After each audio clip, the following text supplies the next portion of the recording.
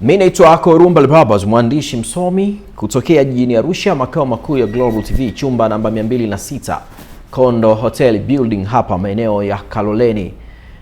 Juu kuna hoteli ya kisasa kabisa hiyo ya Kondo Hotel yenye hadhi ya kimataifa ya nyota 4, lakini chumba namba 206 ndipo ambapo zinapatikana hizi ofisi zetu. Karibuni wote kwa ajili ya matangazo, kwa ajili ya kufanya interview na vitu kama hivyo. Hii ni Report Review, kipindi ambacho kinachambua baadhi ya taarifa ambazo tayari zimeshafika kwa watu, kuangalia vile ambavyo tungetamani watu wavifahamu juu ya taarifa hizo, au kutoa ufafanuzi kwa vile ambavyo tunafahamu kutokana na taaluma fulani inahusiana na taarifa hiyo, lakini wakati mwingine kuiongezea nyama taarifa hiyo na kuifafanua zaidi. Ndio maana tumeanzisha kipindi hichi cha Report Review ambacho kitakuwa kinazipitia baadhi ya taarifa ambazo zimefanywa na Global TV au zimefanywa na vyombo tofauti au zimepostiwa kwenye mitandao ya kijamii. Sisi tutafanya review ya kupitia, je, hizo taarifa zina matokeo gani au zina faida gani ama zina mapungufu gani, hapa kwenye Report Review. Na kwenye Report Review leo hii tuko na taarifa hii ya kamanda wa polisi wa mkoa wa Arusha, Kamanda Justin Masejo. Baada ya kumsikiliza hapa, tutaeleza kwa namna gani ambavyo hiyo taarifa tumesikiliza na kipi tutakiongeza. Hali ya ulinzi na usalama katika mkoa wa Arusha kwa kipindi cha kuanzia tarehe 18 mwezi wa 4 mwaka huu hadi sasa ni shwari. Tunaendelea na operation na doria katika maeneo yote ili kuhakikisha wananchi wanaendelea kuwa salama. Katika kipindi hicho tumefanikiwa kukamata watuhumiwa mbalimbali na kuwafikisha mahakamani, ambapo jumla watuhumiwa 176 walihukumiwa vifungo mbalimbali kwa makosa ya ulawiti, ubakaji, uwizi, dawa za kulevya, kujeruhi, kupatikana nyara za serikali na kujipatia fedha kwa njia ya udanganyifu katika kipindi tajwa hapo juu. Kati ya waliohukumiwa kwa makosa makubwa, mtuhumiwa mmoja alihukumiwa kunyongwa hadi kufa kwa kosa la mauaji, ambapo mtuhumiwa mwingine pia alihukumiwa kifungo cha maisha gerezani kwa kosa la kulawiti. Watuhumiwa wawili walihukumiwa miaka 30 kwa makosa ya kubaka, na watuhumiwa wawili walihukumiwa miaka 20 kwa makosa ya unyang'anyi wa kutumia silaha na kupatikana na nyara za serikali. Aidha, kupitia operation dhidi ya dawa za kulevya tulifanikiwa kukamata watuhumiwa 19 wakiwa na mirungi kilo 90 na watuhumiwa 12 wakiwa na bangi misokoto 177. Pia kwa kipindi hicho tulifanikiwa kukamata watuhumiwa 33 wakiwa na pombe ya moshi lita 434 na mitambo 9 ya kutengenezea pombe hiyo. Operesheni hizi zinaendelea kufanyika maeneo yote katika mkoa huu, na tunawataka baadhi ya watu wachache wanaojihusisha na vitendo vya kihalifu kuacha mara moja vitendo hivyo, kwani tutawakamata na kuchukua hatua za kisheria dhidi yao. Sambamba na hilo, tutaendelea kuchukua hatua kwa madereva wachache wanaoendesha vyombo vya moto kwa kutokufuata sheria za usalama barabarani, hususan mwendo kasi, ulevi na kupita magari mengine bila kuchukua tahadhari.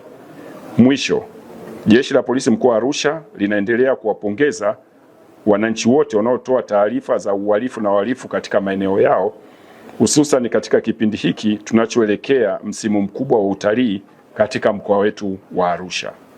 Ukisikiliza hiyo taarifa ya kamanda wa polisi Justin Masejo, anaeleza kwamba watuhumiwa 176 wametiwa hatiani kwa makosa mbalimbali, lakini makosa karibia yote haya ni makosa ya jinai pamoja na kosa moja la uhujumu uchumi, hilo la madawa ya kulevya.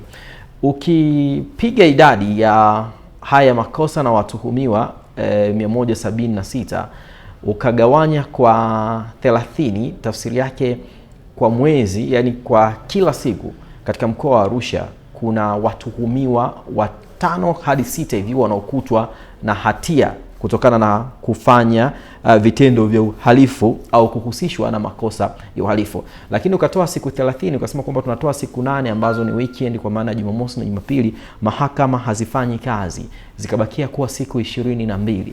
Utakuta watu 8 katika mkoa wa Arusha, watu 8 wanatiwa hatiani kutokana na kuhusishwa au kutuhumiwa na makosa mbalimbali ya jinai. Kwa hiyo ni idadi kubwa sana ya vitendo vya uhalifu, na katika hili wanasema mchawi mchukie, lakini sifa yake mpatie kwamba anajua kuloga. Ukiweka hii idadi na jeshi la polisi lingekuwa haliko kazini vizuri, tafsiri yake tungekuwa na wahalifu wengi mtaani, ikiwa kama wote waliokutwa na hatia kweli wamefanya hayo makosa. Kwa hiyo katika hili tuwape kongole jeshi la polisi mkoa wa Arusha, na hizi takwimu zinafanya sasa watu wachukue hatua na kuona kwamba kumbe haya matukio yanayoripotiwa Arusha huenda ni machache kuliko namna ambavyo polisi wanakabiliana na matukio mengi ambayo kama kwa mwezi tu au kwa siku tu, kwa mwezi matukio au watuhumiwa 176. Kwa siku matukio 8 watu wanakutwa hatiani. Tafsiri yake polisi wanapeleleza, wanafikisha mahakamani kwa kushirikiana na DPP, na watu wanakutwa na hatia. Wasingekutwa na hatia hawa watu wangekuwa mtaani. Ina maana ukipiga kwa mwaka tungekuwa na wahalifu wangapi? Na hiyo idadi wanaokutwa hatiani wakati mwingine unaweza kuta ni idadi ndogo ukilinganisha na idadi ya watu ambao wako bado mahabusu au wanatafutwa na jeshi la polisi kutokana na vitendo vya uhalifu. Kwa hiyo tulipongeze jeshi la polisi kwa hatua hiyo ambayo wameifanya ya kufikisha kesi hizo mahakamani na kuleta mrejesho kwa wananchi.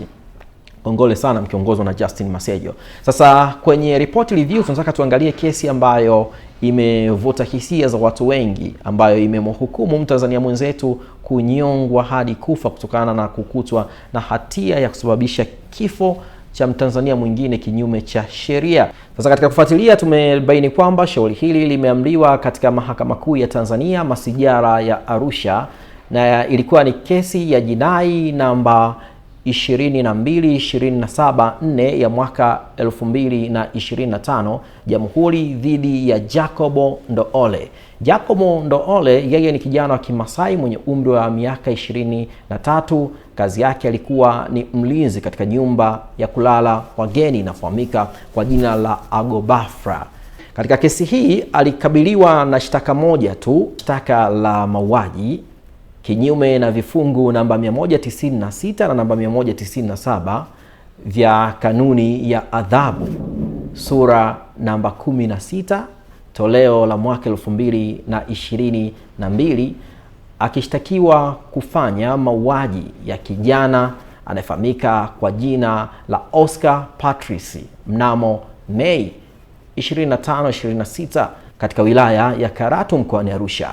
Naendelezwa kwamba mnamo Mei 25-26 maeneo ya Karatu, eneo linalofahamika kwa jina la Manyara Kibaoni, ambapo ipo hoteli hiyo ya Agobafra Guest House, ndipo ambapo tukio hilo lilitokea, ambapo mwili wa Patrice Oscar au wa Oscar Patrice ulikutwa uko chumbani kwa mlinzi, na mlinzi huyo akatoa taarifa kwa meneja wake. Meneja akasema wafahamishe jeshi la polisi. Sasa ili kuthibitisha kwamba Jacobo Ndoole ndiye aliyefanya mauaji ya kijana huyo ambaye alikutwa amejinyonga katika chumba chake, upande wa jamhuri kupeleka mashahidi 7 kwa sababu awali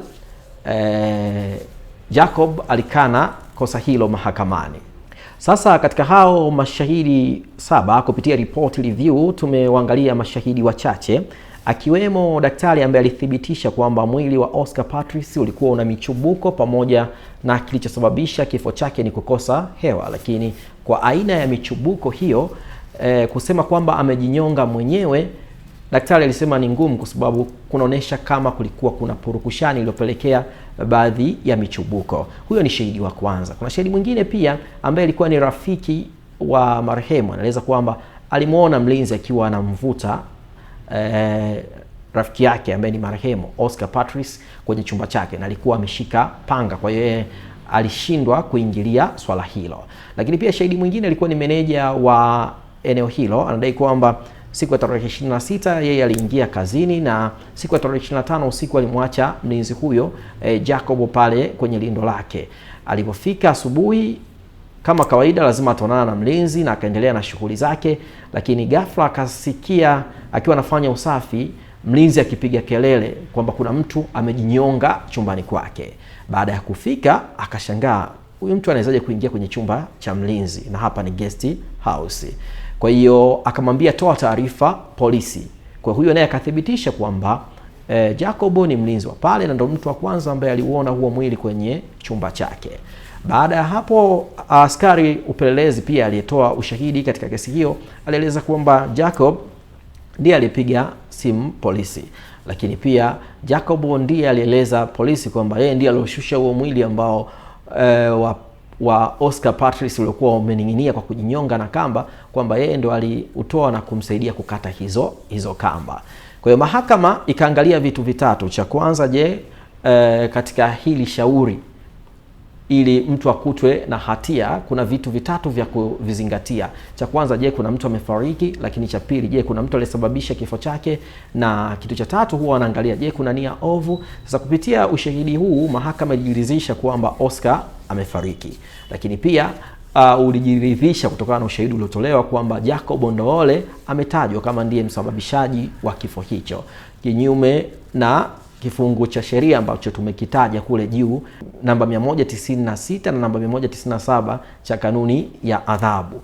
Lakini pia kitu cha tatu, je, kulikuwa kuna nia ovu chini ya kifungu cha kanuni ya adhabu namba 200. Pia mahakama ilijiridhisha na kumkuta Jacob ana kesi ya kujibu. Kwenye utetezi wake sasa, Jacob alichoeleza ni kwamba marehemu ambaye ni Oscar Patrice alikuwa na mtu mwingine ambaye anafahamika kwa Yusra, na Yusra alikuwa ni msichana. Kwa hiyo anasema kwamba Oscar Patrice alikuwa anataka kumbaka au kumlazimisha kufanya naye mapenzi kwa nguvu Yusra. Kwa hiyo yeye kama mlinzi akawa anamsaidia, na katika kumsaidia akamchukua kwanza Patrick huyu Oscar Patrick na kumuingiza kwenye chumba chake, kwamba akamfungia kule ili Yusra aondoke. Na anasema aliporudi kwenye chumba chake ndo akakuta kwamba Oscar Patrice amejinyonga.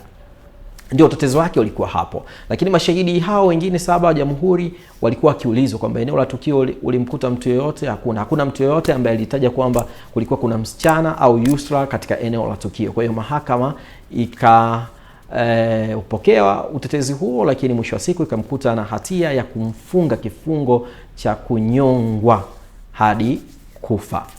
Hii ilikuwa ni report review. Wewe una maoni gani juu ya hukumu hiyo? Japo bado ana nafasi ya kukata rufaa, ana nafasi ya mahakama za ndani, ana nafasi ya kukata rufaa kwenye mahakama ya rufani, lakini pia ana nafasi ya kukata rufaa kwenye mahakama ya Afrika ya haki za watu na binadamu, ambayo pia ni mahakama kimataifa iliyopo maeneo ya Majengo hapa Arusha, kwa ajili ya kudai haki yake kama atahisi hajatendewa haki.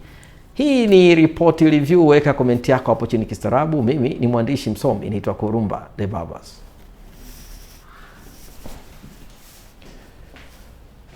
Hii ni Arusha Kondo Hotel, hoteli ya kisasa iliyopo Kaloleni katikati ya jiji la Arusha. Muonekano wake ni wa meli iliyobeba kila kitu. Namba 1, kuna maduka ya biashara. Namba 2, ofisi za taasisi mbalimbali. Namba 3, ndo hoteli yenyewe sasa. Hapa utahudumiwa na wahudumu nadhifu wenye taaluma na kazi yao. Kwa ajili ya usalama, milango yote inafunguliwa kwa kadi maalum zinazotumia umeme. Ukiwa ndani ya hoteli, unaweza kuona mji wa Arusha vizuri na kupata upepo mwanana kutoka katika vilima vya Mlima Meru. Kuna sehemu tulivu kwa ajili ya kupata chakula kizuri kilichopikwa hapa kutokana na oda yako. Arusha Kondo Hoteli inakukaribisha kuja kupumzika hapa. Kwa mawasiliano zaidi, arushakondohotel@gmail.com. Simu 0747 705 090 na 0676 705 090.